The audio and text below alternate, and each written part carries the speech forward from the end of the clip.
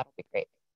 So I'll briefly introduce myself. I'm Dina Abdulhadi with the Scholastic Art and Writing Awards, and I help to coordinate different programming related scholarships, including this workshop. So again, so glad that y'all are here with us today. And I'll go ahead and let my other colleagues at the awards introduce themselves, starting with Katie.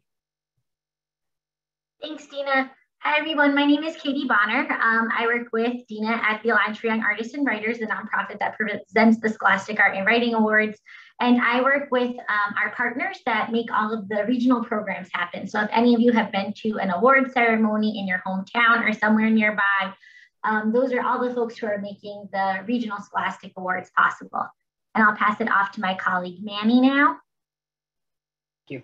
Hi, everyone. I'm Manny Blasco. I also work at the Scholastic Awards with Dina and Katie. A lot of what I do is supporting Katie with partners and making sure that you guys are enjoying those regional ceremonies and the whole awards process. So I'll turn it back over to Dina. Wonderful. Thanks so much. So today we are discussing processing collective grief through art, and we're going to be talking about image making strategies. We're talking about public and private thoughts on grief. Here's a quick agenda of what we'll be going over today. I'm going to introduce some scholarships that you might consider applying to with the work that you create during this workshop, or if you're an educator that you might want your students to enter.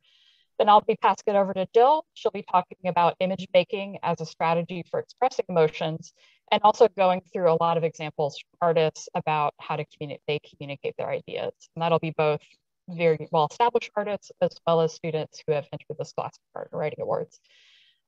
She'll then guide you through a brief activity to kind of get your creative juices flowing and hopefully get you started on something that you'll continue after this workshop. Then we'll be taking questions throughout that time from Jill on her art making process, just general questions that you have about the content. And then we'll be moving into next steps as far as scholarships you might want to apply to, and specifically how to do that as you apply to these Scholastic Art and Writing Awards, and any other questions you have about any of the programming we had today. So for those of you who have not applied to the Scholastic Art and Writing Awards before, we are a nearly 100-year-old organization that recognizes creative teens, particularly artists and writers. And we are open to teens age 13 and up in grades 7 through 12. And by applying to our program, teens can unlock recognition, exhibition, publication, and scholarship opportunities. For example, you can be published in either Best Teen Art or Best Teen Writing. We'll see if any of these come into focus. Anyway, I'm a alumni of the program. This is not quite working out as well as I want. Great. But yeah, we produce like physical books as well as PDFs. So if you're interested in getting your work out there, having a line on your resume or for college applications, those are great. In addition to the scholarships I'll be introducing in just a moment.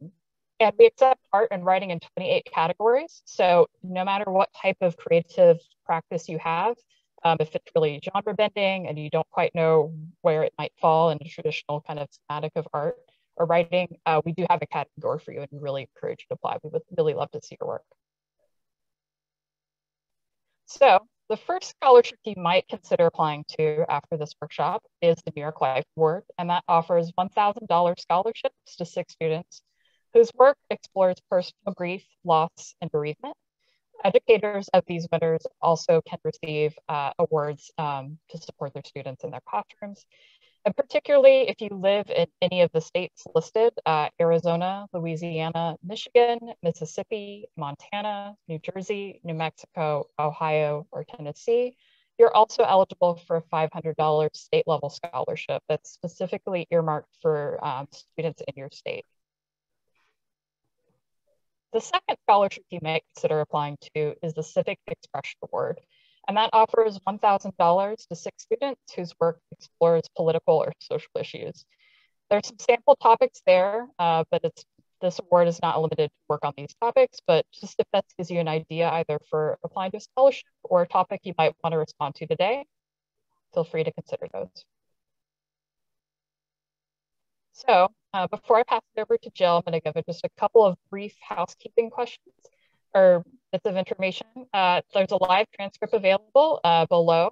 If you're on a bigger screen, you'll probably see an icon that says CC for closed caption. If you're on a smaller screen, you might want to pick the 3-dot button and then click show subtitles. If you have any questions about that specifically for your case, feel free to drop those questions in the chat. So we'll be encouraging everyone to use the chat at particular times during the workshop to ask questions and share responses to questions that you'll ask, or particular responses to things you created during the kind of activity time. We're here to talk about the techniques of art and the techniques that artists use to communicate their ideas, not anyone's first political views. And I think a really good centering question we could consider is, how does this artist communicate their message in a clear way through kind of visual techniques that we'll talk about. So with that, I'm going to pass it over to our teaching artist, Jill Siccardi.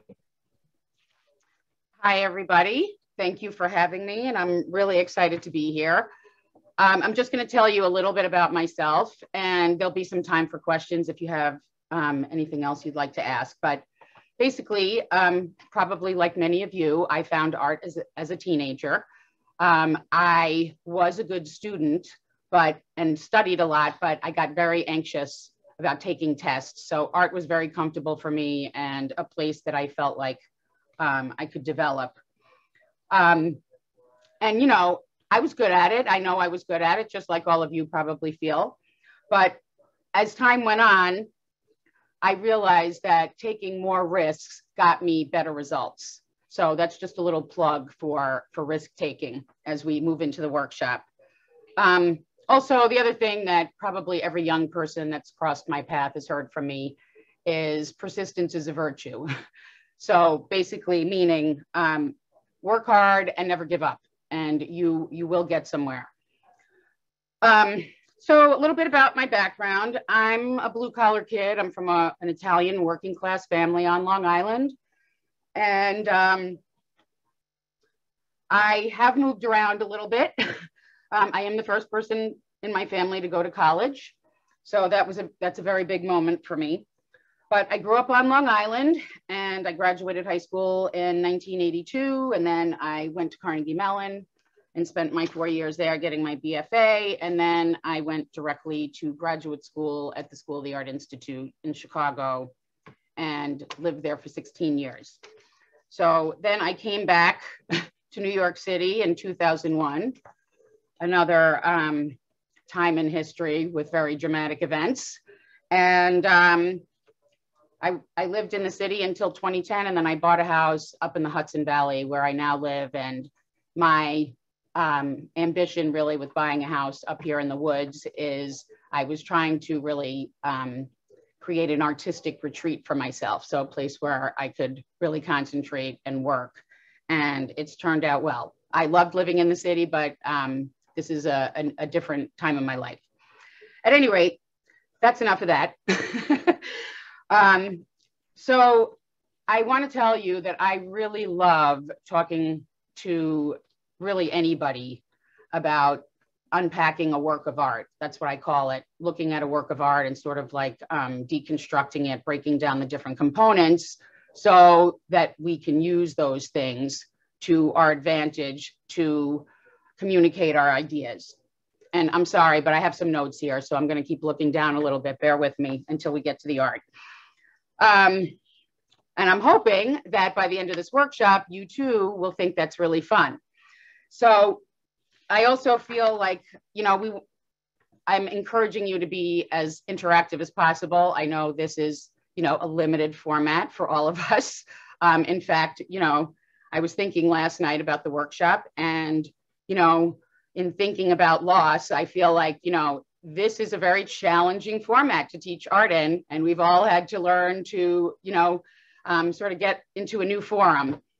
So, but it has some advantages. And I know it's difficult to be interactive, but I am going to ask some questions. And if you can respond through the chat, I can call out some answers, or my colleagues here can call out some answers if we're, you know, in the middle of a heated discussion. But you can ask questions while I'm talking, meaning you can put questions in the chat really at any time. And again, my colleagues will figure out the best way for that to get into the workshop here. I'm not sure if any of you went to my website. You are catching me at a moment where I'm actually launching a newly branded website probably in the next couple of days. So if you did go and you want to see more, it's going to be very updated by next week. All right, enough of that. Let's move on. Okay, so I am going to talk today a lot about something that I call pictorial hierarchy, which in my opinion is making visual decisions that communicate your ideas. So basically, how do you do that? Well, you have to know how to use your artist tools to express what you want to express. And I am hopefully going to show you that by pointing out the different tools that we use as artists. And here are some of the examples. And I'm going to talk about these things while we go through the works. But color, scale, composition, which is, you know, I didn't really understand what composition was until I got into college, into art school. But it's basically the way that things are arranged on the 2D picture plane. What is the 2D picture plane, you ask? That is basically the 2D, whether you're working on paper, a canvas, whatever, we call that the picture plane because it's two-dimensional. You may already know these things. And then also I'm going to talk a lot about figure-ground relationships, which is the relationship with positive and negative space. And then as you'll see, as we look through all these works of art, they represent a real spectrum of styles. So some may appeal to you, others may not, but again, that's all part of refining your artistic vision. So we're going to start with this picture. This is a painting that I finished a few months ago. And before we get into it, I'm going to ask a question. And I just want folks to throw out like a word or two of what you think of, you know, as soon as you look at this image. So I'll give you guys, you know, a few minutes.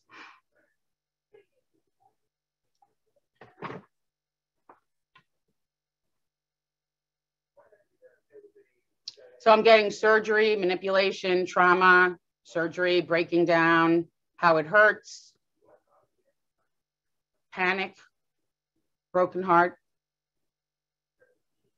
dissection, interesting, doctor, whoa.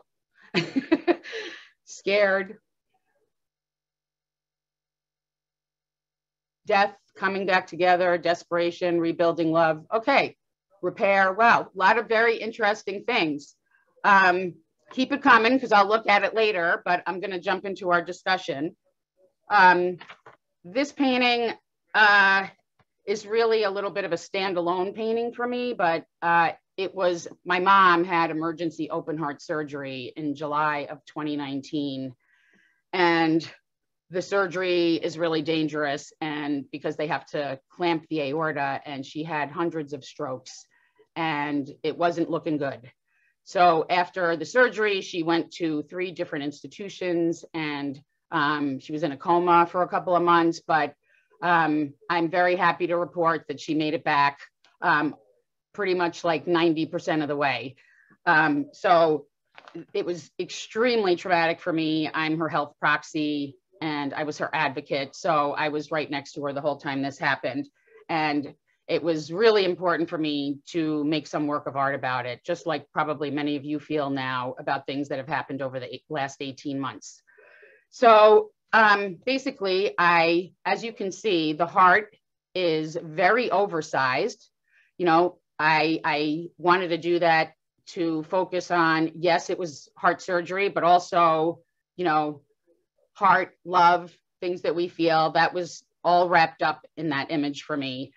So just to give you a little sense of how I went about putting this together, if you look closely, you can see, by the way, I should tell you, I paint on fabric.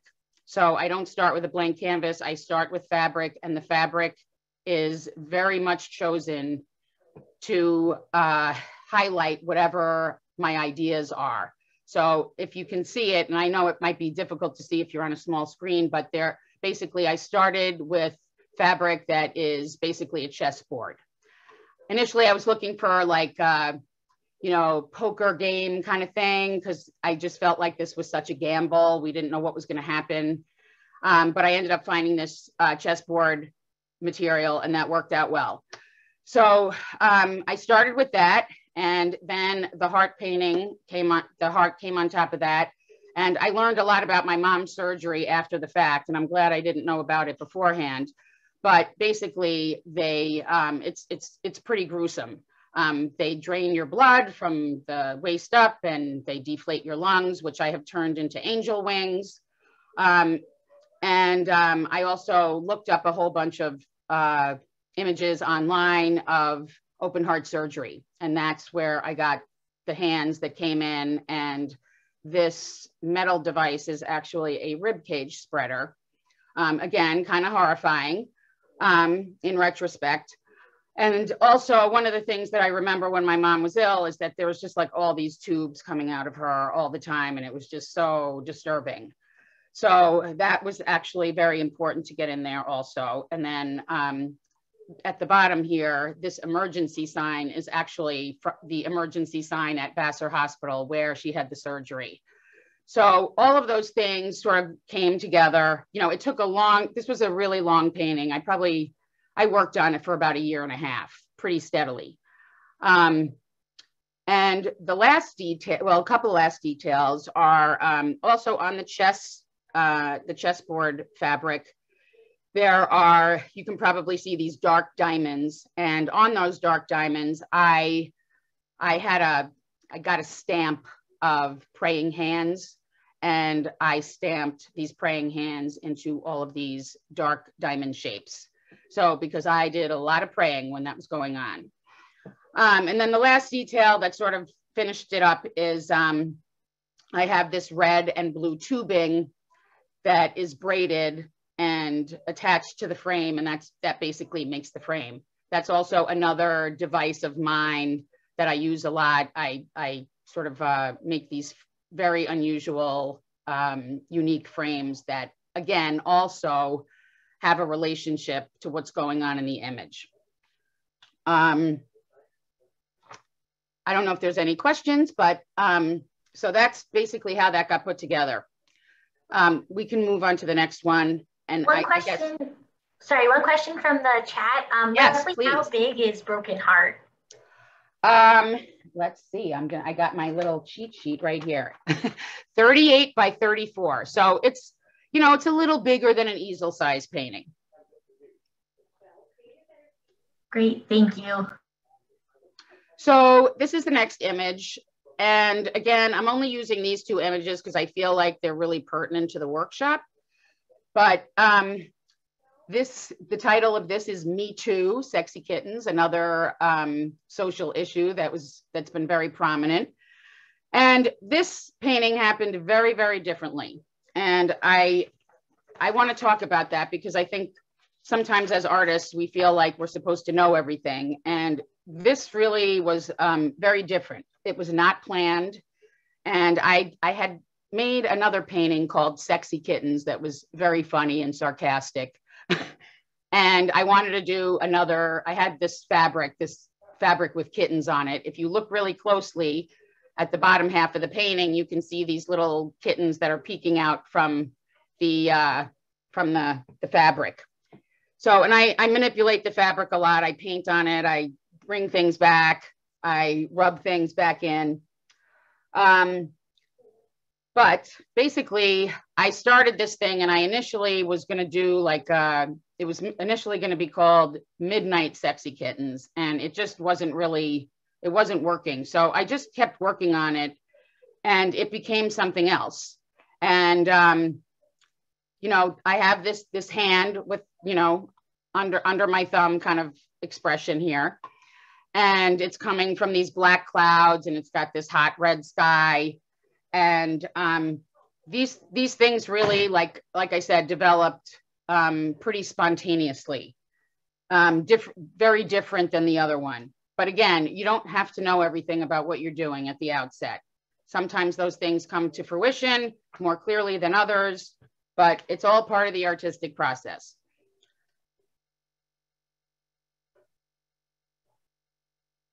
We can go. Gil, So, one question. Sorry, sure. one question on the last piece. Ashley wrote, "I can see the cats in the grass." Is that a reference to cat calling? You know, I actually didn't think of that, but I like that. Interesting.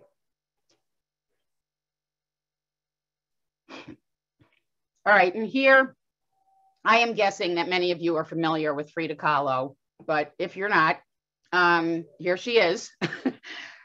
She made a lot of self-portraits. She was in a really horrible bus accident when she was a teenager, and as a result, had a lot of health issues, many surgeries, and often was in traction in her bed.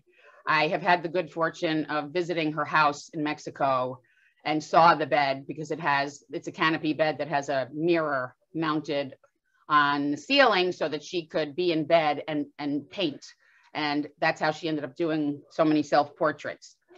At any rate, she made this painting after her and Diego Rivera were married, another famous artist, mural painter.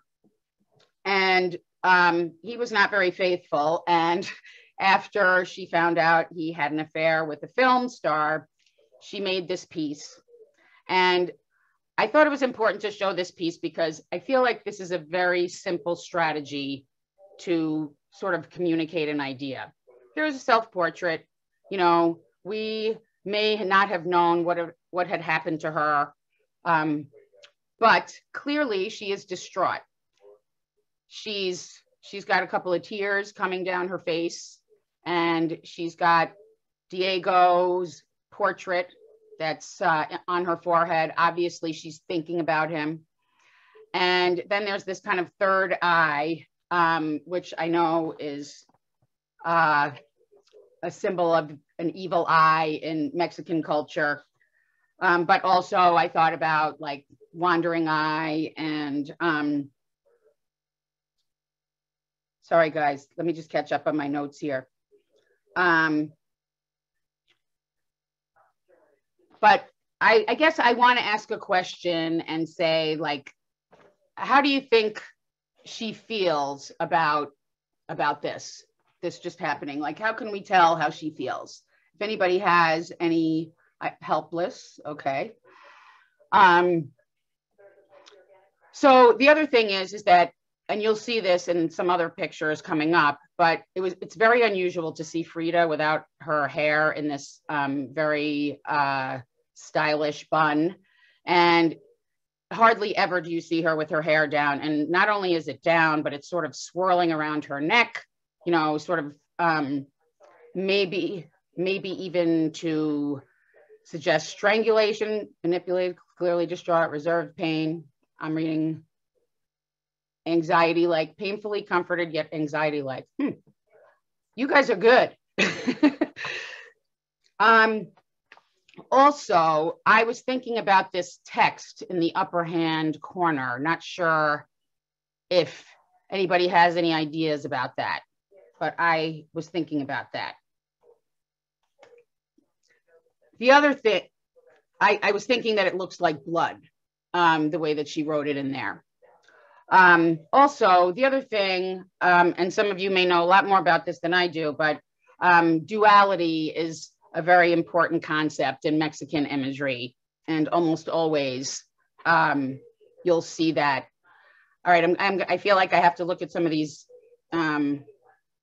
comments. Angry at Diego, it's like a direct call out. Feels like she has no control in her life, feels like she is restless. Pearl, like tears. His shirt is like blood, strangling her, humble, alone, betrayed. I think Frida would love all this. I know a lot about her. All right, I'm going to move us on. How are we doing on time, folks? Good? Okay. Good. All right, this is probably the most famous Frida Kahlo painting, called The Two Fridas. And again, referencing the duality. So there's like duality happening on, you know, a million different levels here. So there's two of her. Then we have on the left, she's in very traditional Mexican dress. And on the right, she's in modern dress. And she's got a broken heart on the left, but it's whole on the right. And, you know, obviously representing two personalities of Frida. They're holding hands because they're one, but clearly there's some conflict here. I always feel like whenever there's duality or multiple points of view, you know, that could represent multiple realities, but also dualities and conflict. So also on the one hand, on the left, she's holding some forceps. Looks like she is, you know, cutting an artery and making herself bleed. On the right, she's holding a very small portrait of Diego. And then there's this very stormy sky. So a lot going on here, but I think you'll see in the next Frida Kahlo painting that Frida was living a lot of dualities and probably multiple realities. But we can go to the next one to continue that discussion. So another very famous piece by Frida. She was Mexican, but she spent a lot of time also in the US. And here we have her basically laying out, sorry guys. Again, we have duality here. So on the left, it looks like we have the Mexican side, you know, in Mexico, there's historical elements, pyramids, artifacts. If you've been to Mexico, you've probably seen that stuff. Natural elements, sun and the moon in the sky there, flowers in the foreground. Then on the right, on the US side, we have pollution, we have skyscrapers, we have machinery, we have automation. So I guess I'm gonna ask the group, what's her preference, you think? And how do we know that?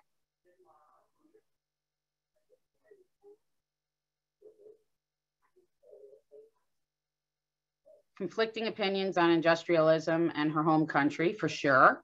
Definitely very evident. She's holding a Mexican flag. There you go. That's the quintessential indicator there, right? So obviously the left side is a lot more pleasant and the right side. There's a lot of stuff about the US that I'm sure she could have depicted, but this was her take. She is attached to her culture, for sure, like many of us.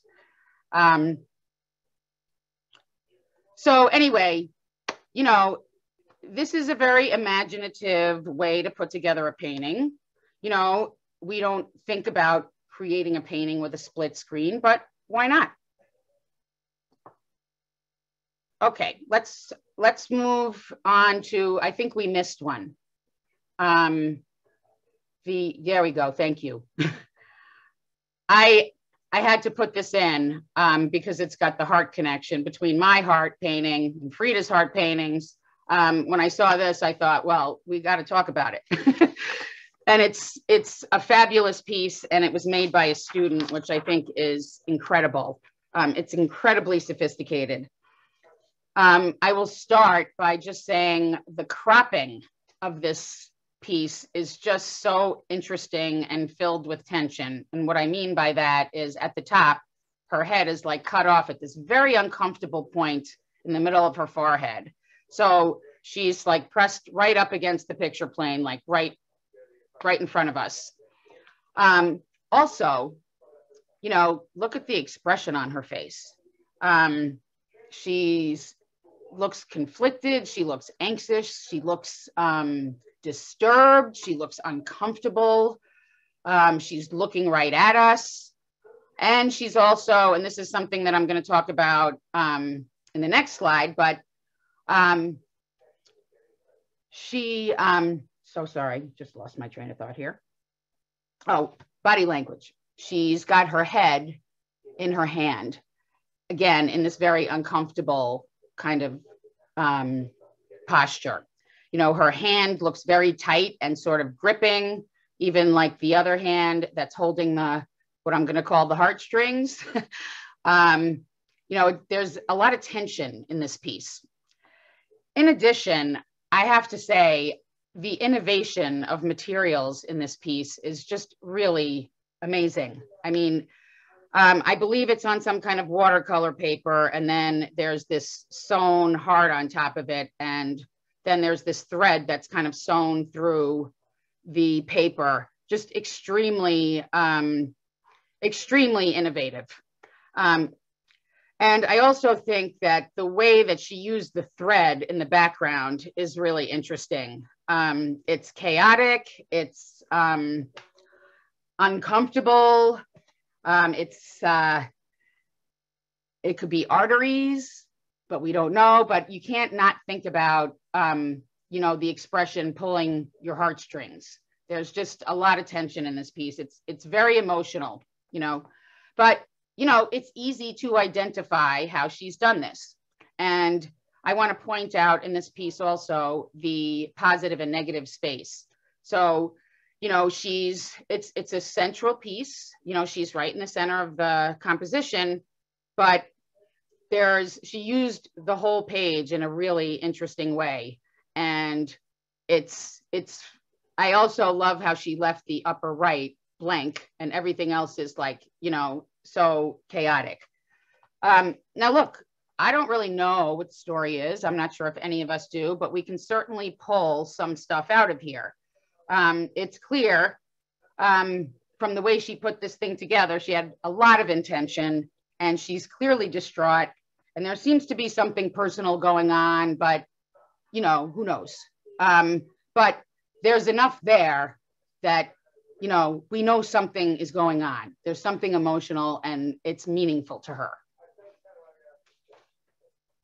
Her hand looks bruised. Yes, I was thinking about that also with her face. I think her face looks a little bruised as well. Shadows give signs like tears, pulling on her heart and mind twisting each other, stressed, trying to hold her heart together. The red thread isn't laid flat on the paper. Yeah, I think we're all in agreement here. Okay, let's move on to Edvard Munch, who was working at in the 1800s, early 1900s. Now I'm showing these three together because it's the same title and you'll see there's two more coming up in the next slide, but I wanted to show this because I feel like he used a very simple strategy to communicate jealousy. And basically what he did is, he just keeps showing up, there's a couple of like lovers in the background and he's in the foreground, or on the bottom one here, he's in the background because he's higher up on the picture plane. So he's further in the background. And then, he's just sort of this disembodied head in the one with the bath.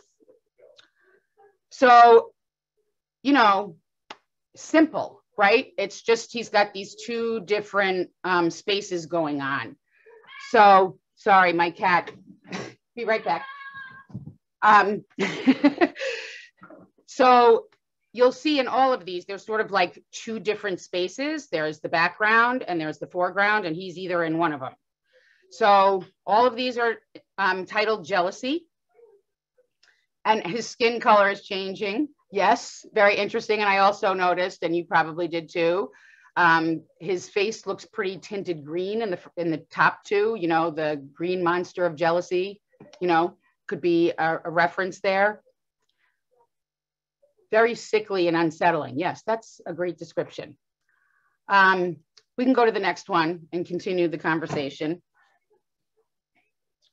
So these are two more, a little bit more developed, also called Jealousy, but in both of them, you can see in the background, higher up on the picture plane, smaller. So use of scale here to create space. There's, this couple in the background in both of these.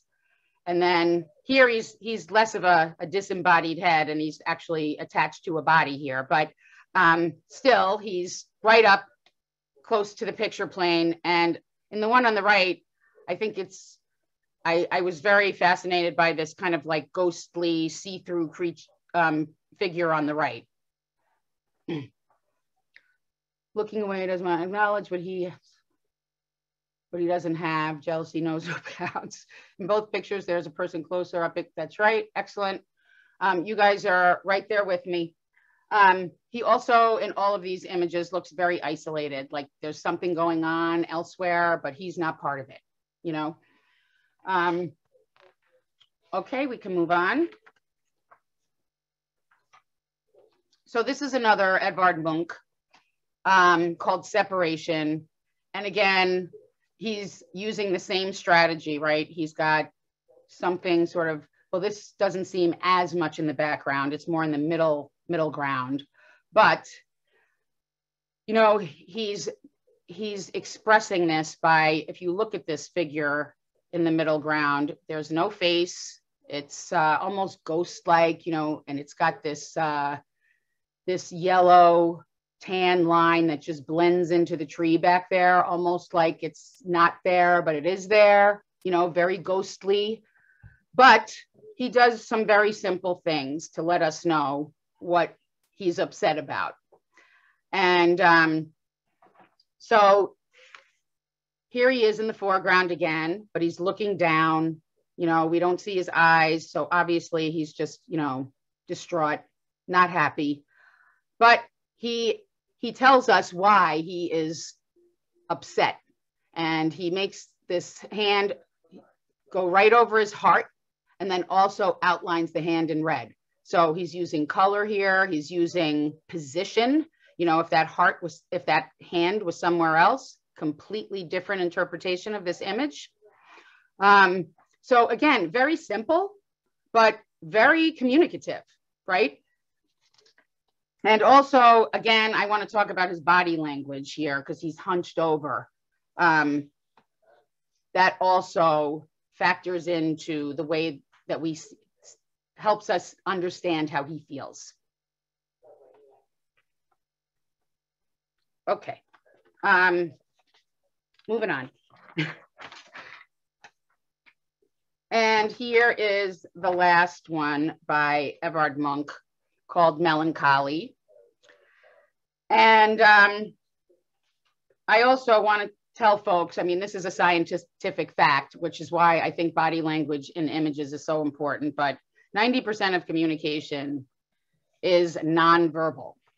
So body language takes on a huge role in still images like this when we're trying to communicate something. So just like the student work with the heart, he's got his head in his hand. So, you know, lack of energy, he's hunched over. There's these dark muted colors in the background, which I think also help describe the mood of the painting. Again, compositional choice, the figure is way in the foreground and the largest shape in the picture, but then it gets smaller and smaller. There's a couple of very small figures in the background there, you know, which it looks like it could be a couple. So maybe this is just another version of jealousy, but clearly this artist is showing us visually what he wants us to pay attention to. Similarly, in the next slide, another student work, again, amazing piece. So before we start talking about it, what do you think this person is feeling from looking at this image? Mood, relatable subject. Yes, I'm sure. She looks tired, very stressed, overwhelmed, burnt out, weary, in the spotlight.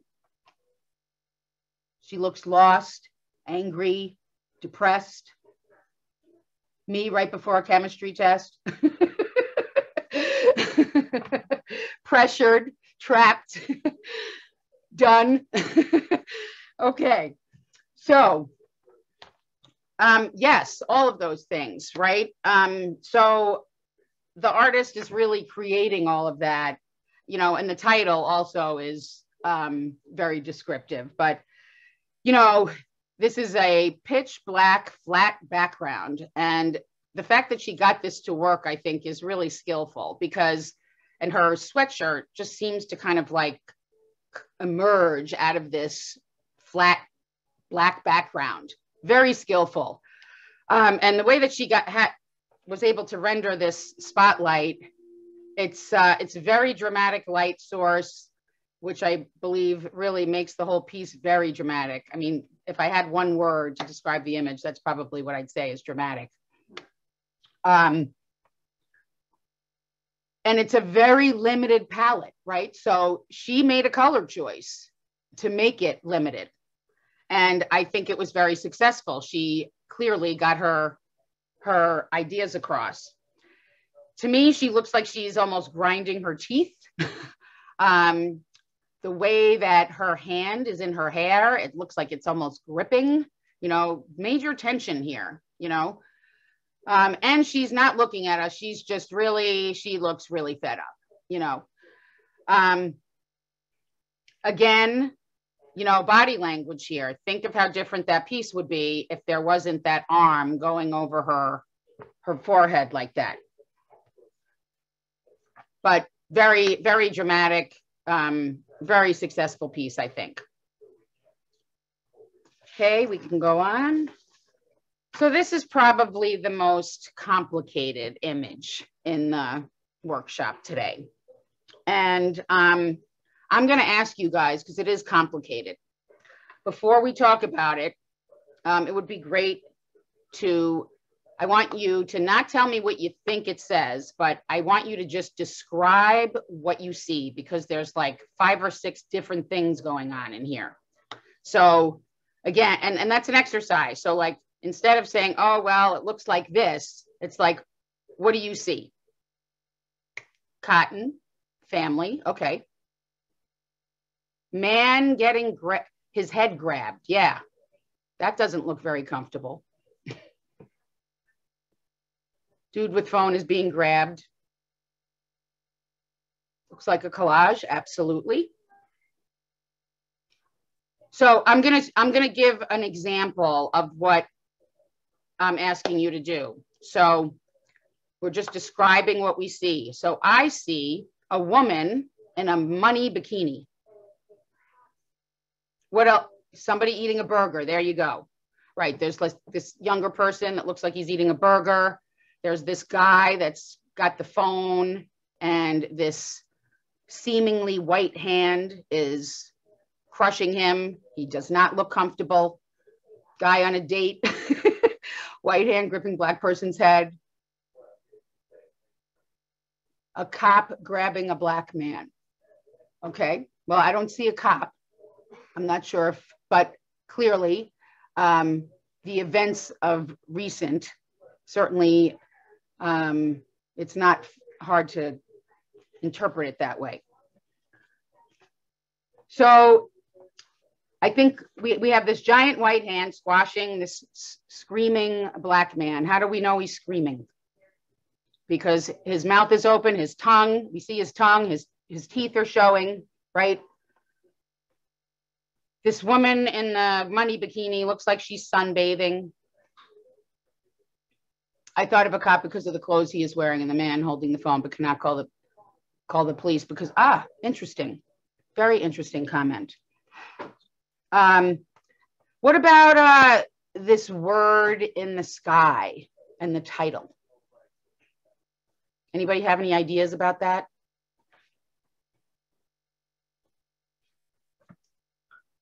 Okay, I'm gonna do a little bit more talking here. So in addition to the seemingly younger person eating a burger and the woman in the money bikini sunbathing and the guy getting grabbed by the big white fist, there is a couple in the background, upper right, seemingly having dinner. Professional folks, they're dressed up. Also on the right, it looks like those buildings could be representing some city buildings, and you can see the hint of some skyscrapers back there in black. Then we have this guy on the lower right, again, in a tie. Not sure what he's doing. And it looks like there's, you know, part of a woman with a pink dress there that he is maybe trying to communicate with. And then under the city sky, this, what I will call a very brief cityscape, looks like, you know, a city street where there's a bunch of people walking on the street, right? So there's all these different, and then there's this couple behind the big white hand. You know, they just look like they're enjoying themselves. So what does this all mean?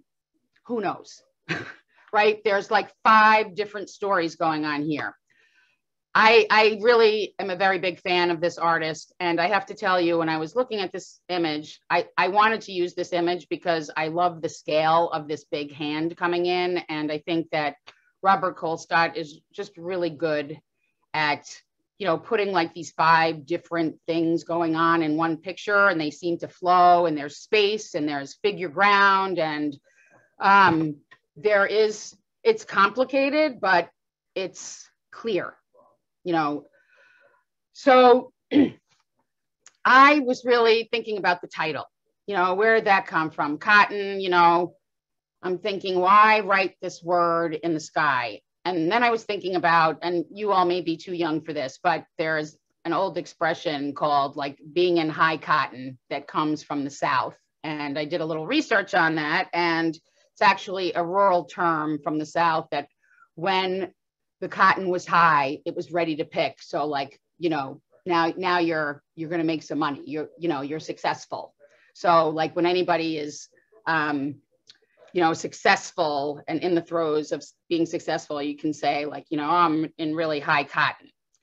So, you know, interesting that he just calls it cotton. But then I was thinking, well, why is it in the sky?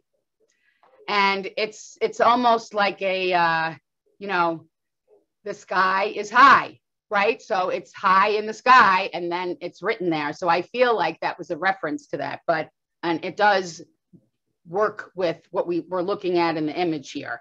You know, all these, it seems very important that these people are professional and wearing ties. It seems like he made a big deal out of that. So at any rate, I don't know what the linear story here is, and I doubt there is one, but he seems to be celebrating the fact that that these Black folks are successful and they're out having dinner and they're wearing ties. And, you know, when you come from the South, that's a pretty big deal. So let me see appreciate his work for addressing race, sexual stereotypes. Exactly. That's the other thing about Colescott. He really does exploit stereotypes sometimes. And in fact, he initially got famous for making this series of paintings, of history paintings, where he was repainting history paintings and putting Black faces where the white faces were and white faces where the Black faces were, which that's a strategy. That's a strategy. So that's his own made up strategy. So, and you can do that too if you want.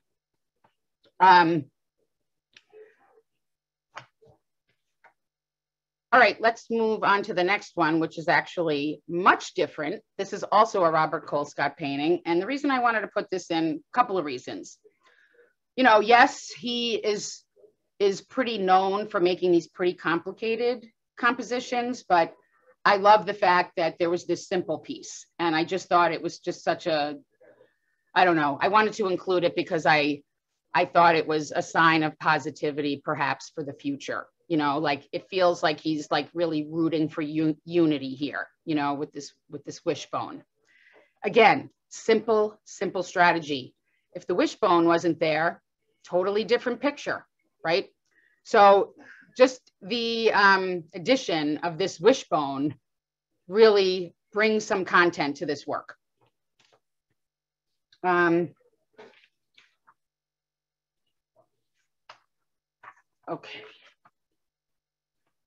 Messiness to his art, definitely. So we can move on to the next one, which is the last one. And I I chose this for the last piece because I feel like we're ending where we started in terms of like, you know, medical emergencies, I guess we could say, or just loss through some kind of medical situation, which we're all very familiar with after the last 18 months. And this is a very familiar scene to us from watching the news, you know, that these fabulous healthcare workers were putting their loved ones in front of them in case they didn't make it. It's incredibly, I mean, again, we're very familiar with this. It's literal. It's, I have to say though, the way this thing was put together is just so incredibly sophisticated. Like the foreshortening, that's what this is called. Like if you were looking at the head of the patient, right? And if we look a little, just maybe a short distance up from the mask that the patient is wearing, we see her feet. That's what's called foreshortening. Not easy to do. And then just the way that everything's rendered with, again, the same thing really that I did with all the tubes and everything. Here's the mask, she's got the IV, you know, the healthcare workers are there all dressed up and covered. And really the figure ground in this piece, and what I mean by that is negative versus positive space, the positive subjects and the negative spaces. I mean, the way that this whole picture plane is used is just incredibly complicated. And the way that the figures are cropped and cut off at the edge is really what creates the space here, you know. Also scale. So the figure on the right, the nurse on the right is bigger than the nurse on the left.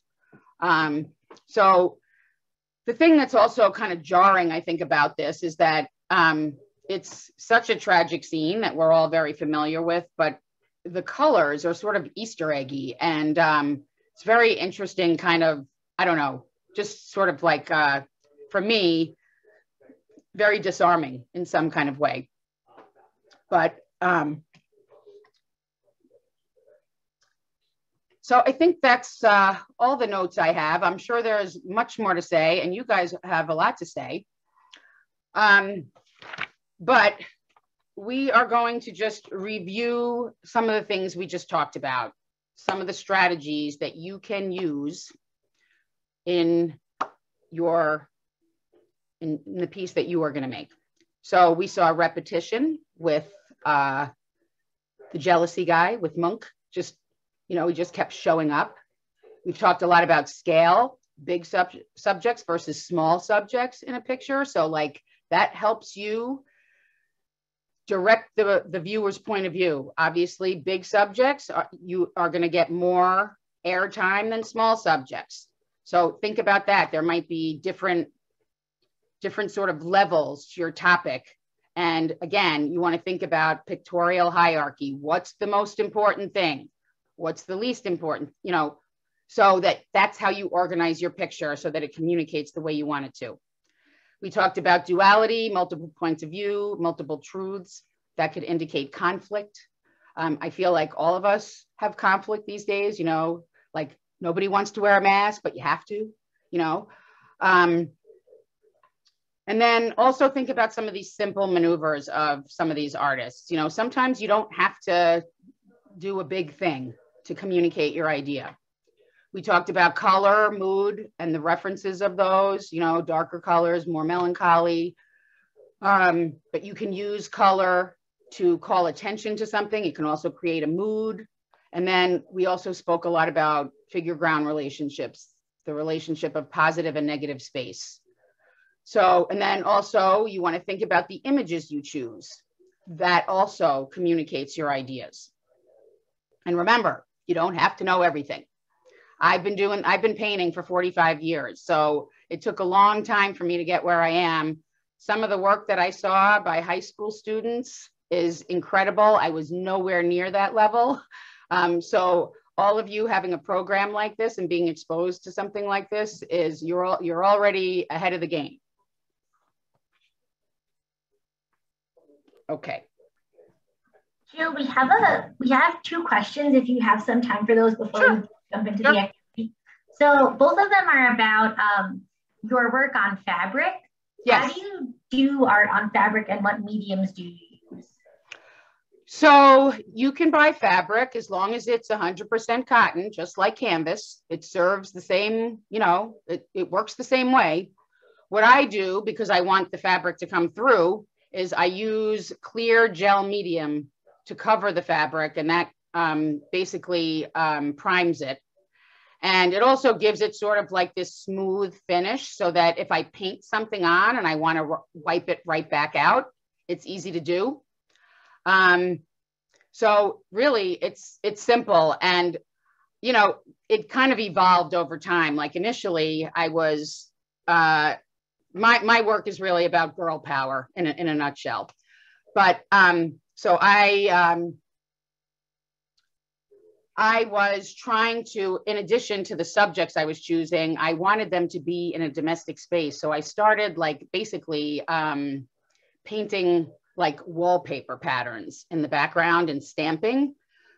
Sometimes I wanted it to look like a sundress material. Sometimes I wanted it to look more domestic, like something that would be in a kitchen. Sometimes I wanted it to look more like bathroom tile. So when I go to the fabric store, I know what I'm looking for. I have an idea of what the subject of the image is going to be. And then, you know, that's how it starts. Sometimes even when I'm in the fabric store, I see this fabric that's inspiring and I start with that and it creates a whole new painting. So it can happen a number of ways. Usually I do start with an image that I know about, but again, it doesn't always work the same way. And I think it's important to be open to your artistic process unfolding in different ways. It gives you more options. Does that make sense about the fabric, folks? Okay. I think so. We'll see what the chat has to say. Okay. Thank you. All right. So obviously we don't have a lot of time here, and it's difficult when you're maybe not totally prepared with materials, but we can create a draft or some kind of visual plan of what your piece is going to be about. The first thing you need to do is choose a topic. And, you know, that can be as open-ended as, say, maybe you want to make a piece about isolation, or it could be as specific as like, I want to make a piece about George Floyd, you know? So decide on subjects and images that highlight your topic. Think about that a little bit. You know, maybe do a little bit of research, or maybe you have some instant ideas and you're ready to go. It happens that way too. Then you're going to think about whatever materials you're using and however you want to use them. You're going to think about pictorial hierarchy in your art making visual decisions in your work of art that communicate your ideas. So the reason I say pictorial hierarchy is, and somebody explained this to me when I was a college student and it made perfect sense. At first I was like saying, well, you know, but you're right there in front of the thing, you know, you can see it all. So, you know, what's the difference? But you want to be able to see pictorial hierarchy from across the room. So before you even get up close, you should have, there should be some indication of like, oh, this is the image. This is what the artist wants me to look at. So you do that. You're in charge of that. You're the artist. You direct the viewer's point of view. I don't know if there's any questions about that kind of thing. I mean, for some folks, that might be a new concept.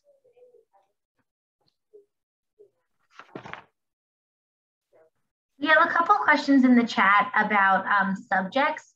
Mm-hmm. Could examples of subjects be the past or certain mental disorders? Sure. I think so.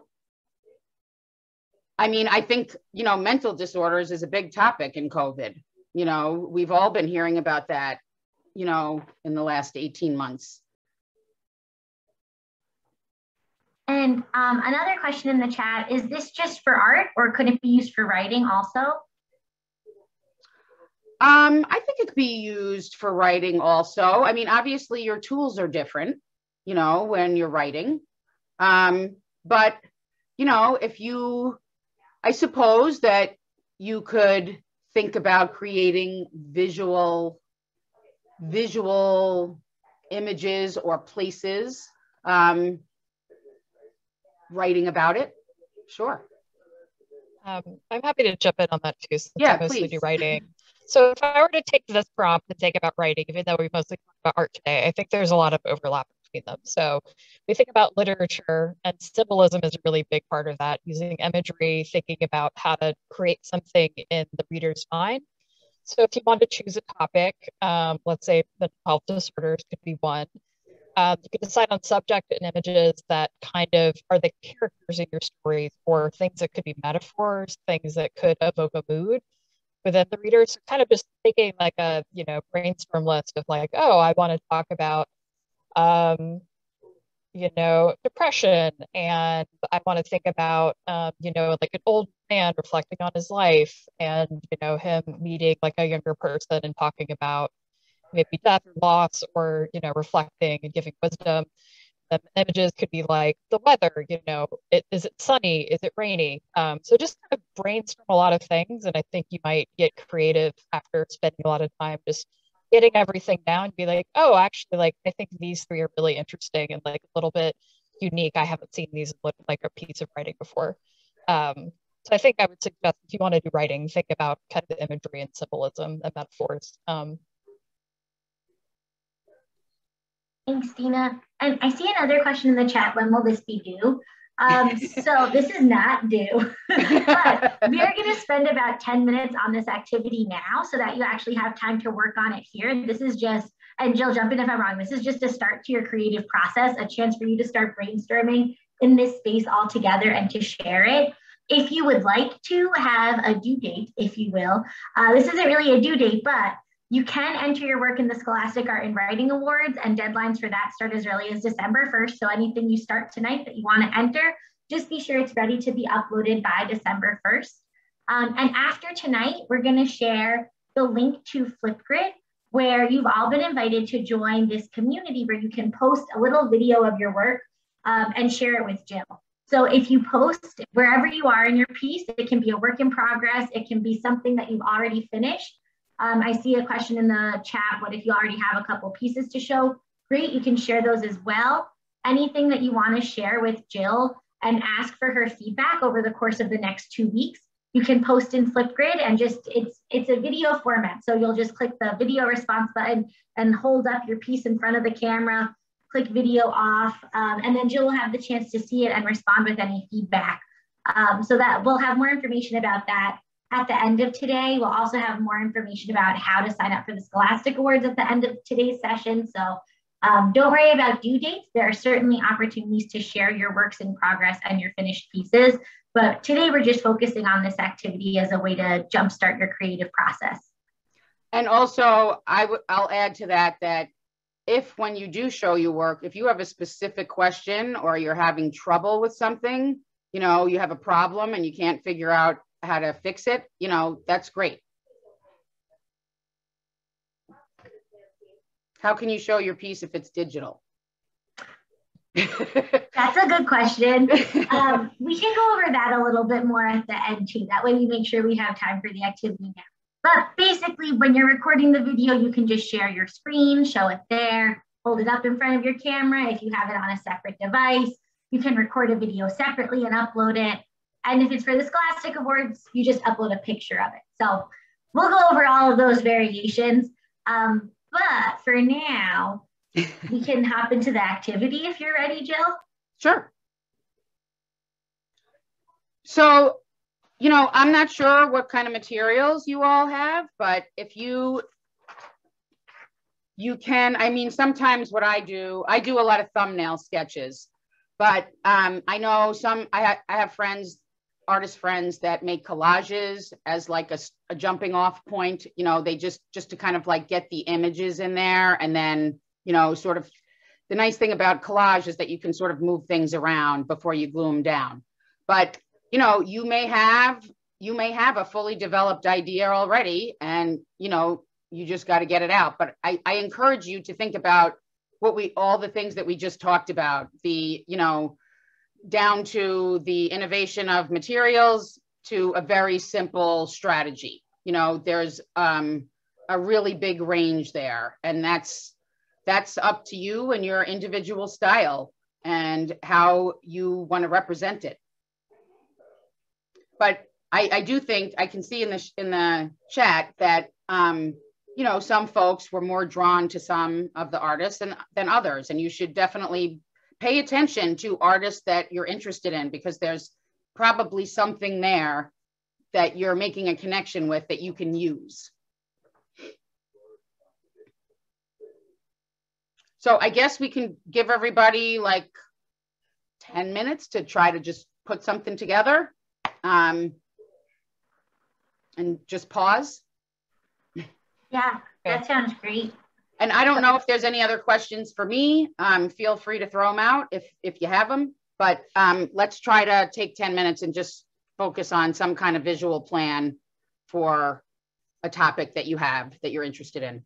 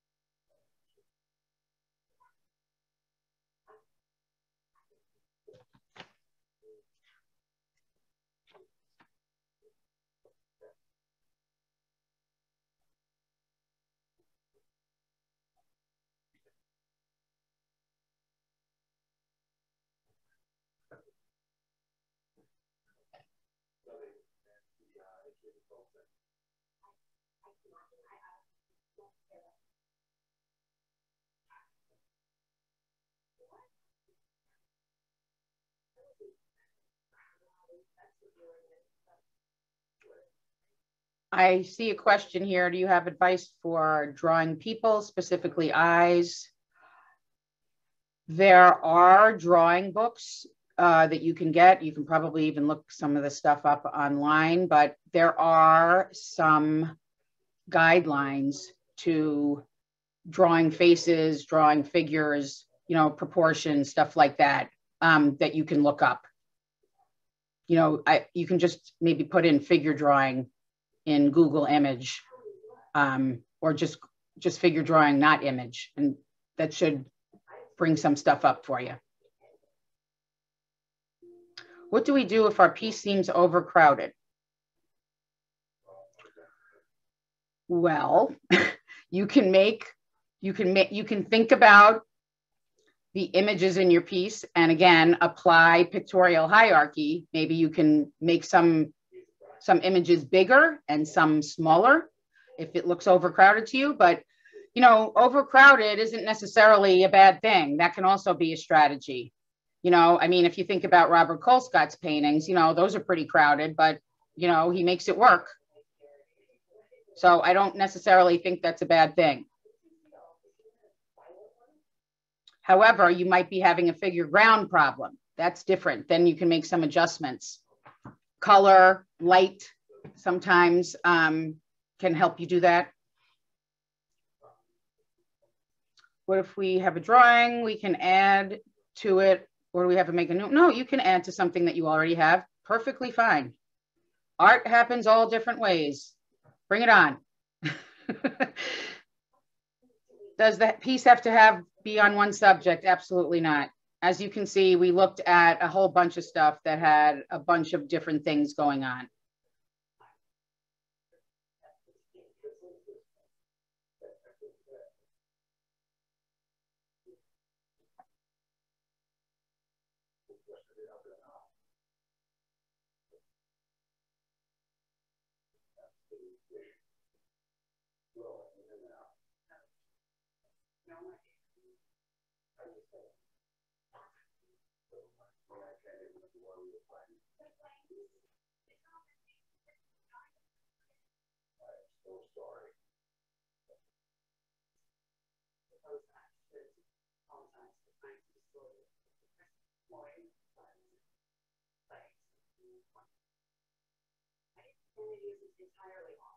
Okay, I think there's a question in the chat for one of my colleagues here.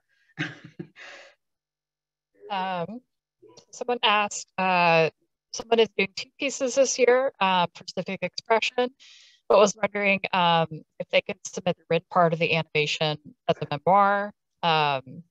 So yes, you can enter work, both art and writing work. You know, I would make sure that the work is like slightly different. So if you have like a script for an animation, you know, scripts are different than, you know, a personal essay, for example. So I would edit that. But yes, you can enter as many works for the scholarship as you want. Just make sure it's not the same work. Hopefully that is helpful. Yes, we have a memoir category, and for personal essays, memoir, and that's a very popular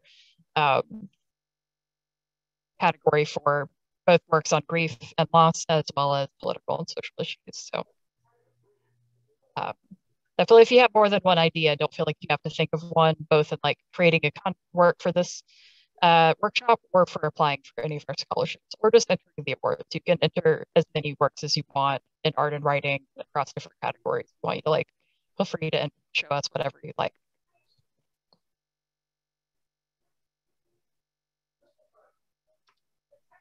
I just wanted to give a 5-minute warning on the activity for those of you who are still working on your drafts.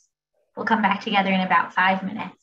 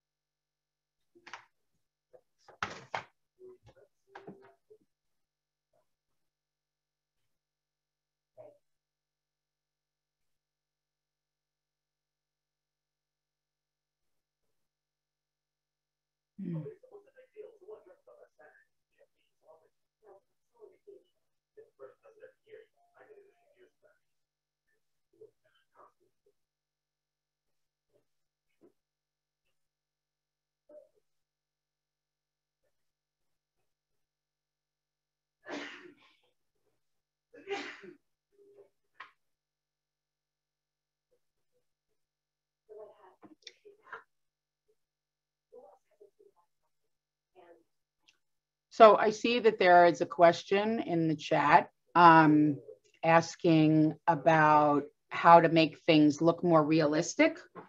I think that's something that comes, I think, really with experience, but really the way you make stuff the way that you translate 2D into 3D is you have to really see well. So all the information that you need is right there in front of you, but it's likely that you're not seeing it all yet because your eye isn't trained enough. I'm not sure what you're trying to make look more realistic, but whatever the subject is, I mean, and I will say, painting, drawing glass, very difficult, you know, so you might think about the materials of that, like maybe especially since it holds such a significance for you, maybe the glass should be rendered in a different material so that it really stands out from the rest of the piece. But it's tough to render glass. But take a look at some, you know, go to Google Image, paintings with glass in them, you know, and you can see how some of the artists have done that. But it's, you know, it's something that will come over time, I would say. But just, again, I'm going to go back to my persistence is a virtue. Never give up and work hard.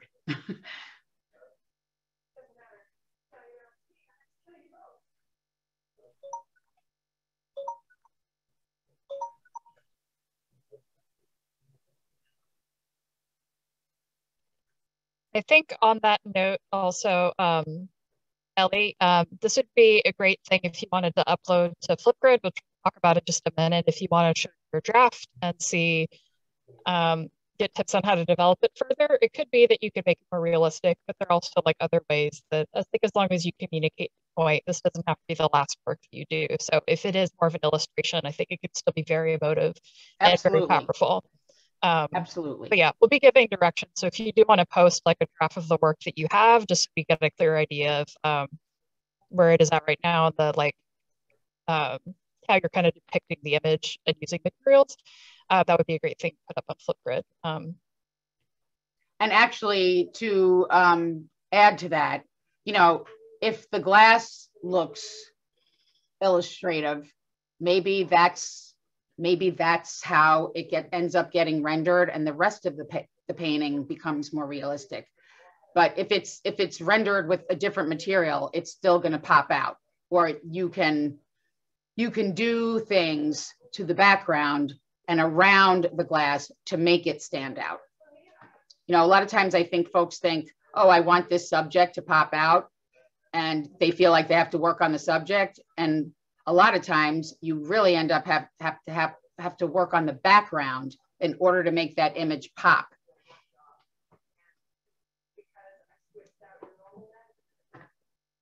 You know, it's funny. I'm noticing that a lot of folks, does it have to be like this? Can it be like that? Is this okay? You know, we're artists here.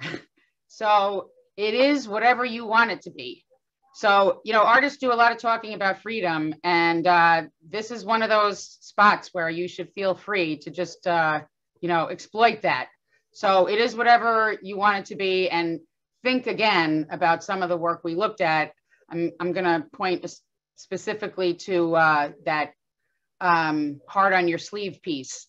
You know, oh my God, I just totally lost my train of thought thinking of that piece. What was I saying?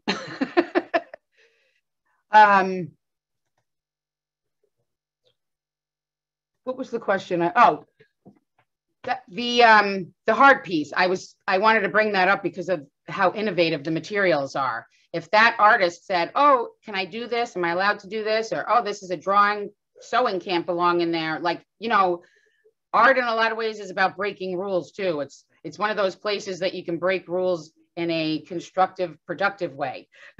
So, you know, again, feel free to take risks. It looks like people are not sure where to get Flipgrid. We can help everyone get set up on that in just a few minutes. Maybe now's a good time to come back together from our activity to make sure that we have time for that at the end. Sure. Yeah, I turn it back over to you. I'm sorry. Say again? I turn it back over to you, Jill, for any closing comments you want. Sure.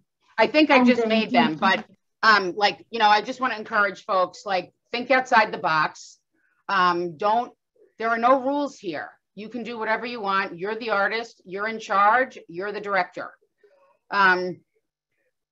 I also just really want to thank everyone. I'm a little clumsy on this technology stuff, and I'm used to doing workshops with like 10 or 15 people that I can see. And, you know, this is a little bit more challenging with a large group, but you have all been very gracious, and I really appreciate all the participation.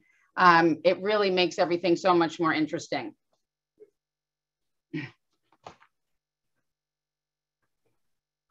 And I'm looking forward to seeing what you do. Thank you so much, Jill. Dina, I know that you had a few final updates about scholarships before we move on to Flipgrid. Manny, if you want to move us forward, I think 2 slides. Oh, sorry, I'll go first with Flipgrid. My mistake. Perfect. So all of you should have received an email about an hour ago to the email address that you used to register for tonight, inviting you to join our Flipgrid community. I'm also pasting the link in the chat here. You should be able to click that and get taken to the group where you'll see a topic that's just share your work. You can post a little video of your work here in order for Jill to respond to it with feedback. So please be sure to post your work within the next week by November 2nd so that Jill has time to respond to it. And just to be respectful of Jill's time, we want to just set some expectations. Each person should only expect 1 comment on their work.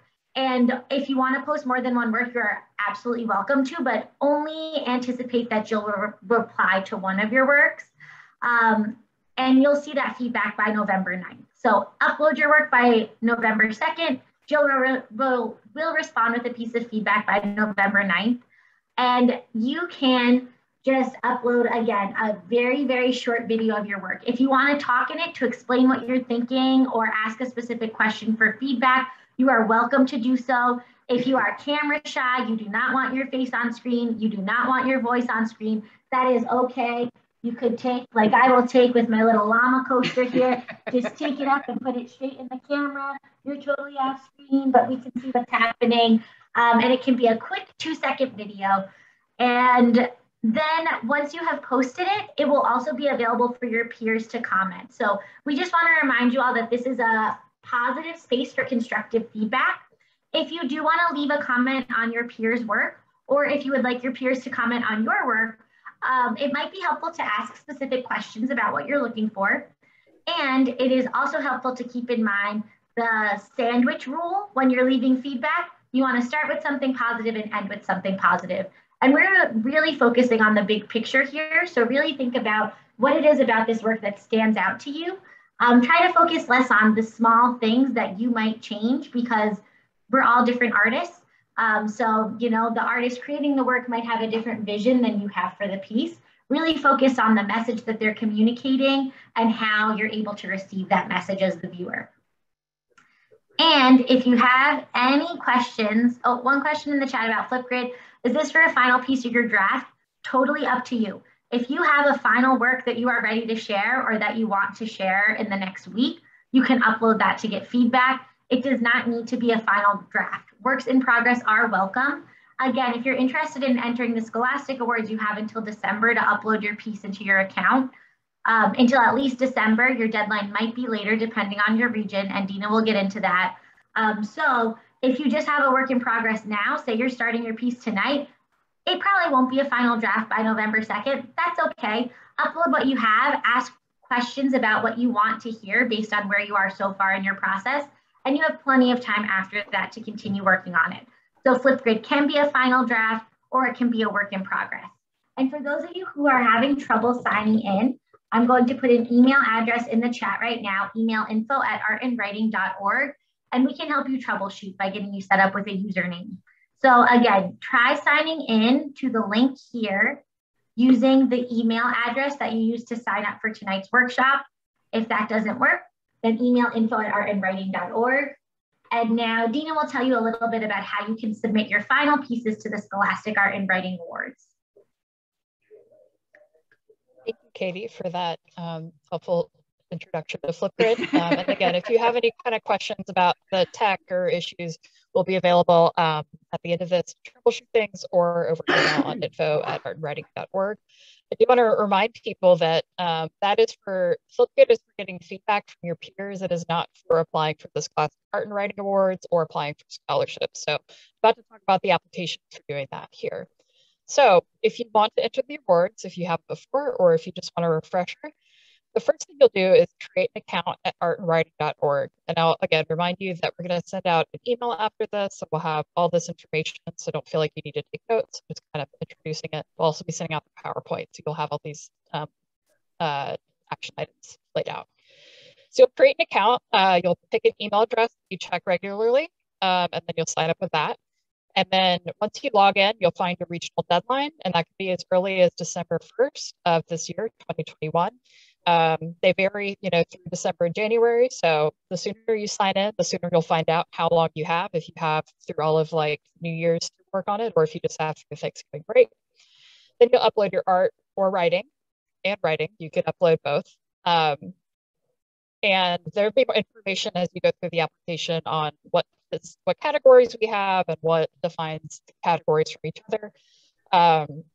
You'll just have to create, upload a new work for every work you want to enter. But you can do that from one account. And then if you would like to apply for a scholarship, most of those you'll find at the last step of your application, step 5, which is labeled featured scholarships, if you look at the yellow bar to the right. And the two I'd recommend considering for any work you produce out of this workshop would be the New York Life Award and or the Civic Expression Award. So you might, want to develop your work to decide if you want to apply to both of these awards or either. You can potentially apply to both scholarships for the same piece of work. I want to just make the distinction. I would encourage work about personal loss and bereavement. So if you've personally lost someone close to you, be it a family member, an educator, a friend, a peer, someone in your community, lost them through death, like they've passed away, and your work is kind of talking about grief and mourning and loss and bereavement, I would definitely recommend applying for the New York Life Award. If you're kind of talking about grief in like a bigger collective grief sense, processing, the COVID pandemic and the isolation that comes from that, or, talking about George Floyd, Black Lives Matter, and police violence or police brutality, but also talking about death and loss kind of in this bigger collective sense rather than a specific loss you've had, that might be a good candidate for the Civic Expression Award. If, they kind of cross hairs and you're talking about a very personal experience of loss and tying it to a bigger social or political issue, then it would be a great candidate for both. We would love for you to apply to these scholarships. So again, you'll find this opt-in for the scholarships on the last page of your application. You'll see in the screenshot, there's a little one that says New York Life Award. And if you'd like to apply to that, you'll just click more information. You'll press a little button and then a thing will pop up asking you to put in a 50-word minimum personal statement. And then the same is for the Civic Expression Award. It's on the same page. If you just look out for New York Life Award or Civic Expression Award, you'll click the scholarship you would like to apply to, and then you'll enter in a really brief personal statement, 50 words or less. And there's some questions that if you don't know what you want to write about or share about the work, that could be guiding and helping you with that. So I'm going to look at the questions we have here. I know. Loss of culture applies. Like I said, if it's your idea and you want to make work about it, go for it. You're in charge. It's one of the beautiful things about being an artist, right? Is that you're in charge of what you do. Not often in life are you in charge of what you do. Cool. So I see a couple of questions in the chat, which I'll answer. So where do we submit final pieces? You will, to apply to the Scholastic Art and Writing Awards, you will go to artandwriting.org and create an account, and you'll enter it in there. If you would like to just kind of enter work for getting feedback as like a rough draft from either Jill or your peers, that's what you'll put on Flipgrid. But to apply to the Scholastic Art and Writing Awards or any of these scholarships, you will need to create an account on artandwriting.org and go through that application process. And yeah, loss of culture definitely counts for grief and loss. And then Katie is dropping some information in the chat specifically about creating an account and information on these scholarships. And again, we'll be sending that out in email as well. Let's see, anything else? One question, one other question from the Q&A box. Are we allowed to enter into the Scholastic Awards even if we aren't in an art class this year for school? So the answer is yes. You don't have to be in an art class this year as long as you're eligible to participate. So again, the grades that we accept are grades 7 through 12 and ages 13 and up. And we accept work from any teens who are in the US territories, US military bases, or Canada. And again, Katie has linked the participation terms in the Q&A box. So if you want more information about that, you could look there. But yes, you have to, the application will ask for an educator, but it doesn't have to be like an educator you're currently in a class with. And it could be someone who is not an art educator if you want to enter a work of art. So someone asked, which award do you think mental disorders would fall under? I would recommend probably applying to the Civic Expression Award if you're tying it to like a bigger piece about social issues. So again, you can enter any work about any topic, any category of the Scholastic Art and Writing Award. So definitely the work exists for that. But the scholarship for the New York Life Award is a little bit more focused on loss. So if you've lost someone related to a mental health disorder, like if they commit suicide, for example, that would definitely be eligible for that award. But if you want to talk about the experience of your personal experience with a mental health disorder, either having it or being close to someone who has, in a more general sense, I'd recommend the Civic Expression Award generally if you want to make a commentary on this bigger social issue. Thanks, anyone, Tina. Someone said, what about someone having cancer? You can definitely apply for the New York Life Award with that. And then depending on how you talk about it, would be eligible. If you want to talk about like bigger systemic healthcare system and tying that in, that would be a great thing for the Civic Expression Award if I'm going to make like a distinction between the two.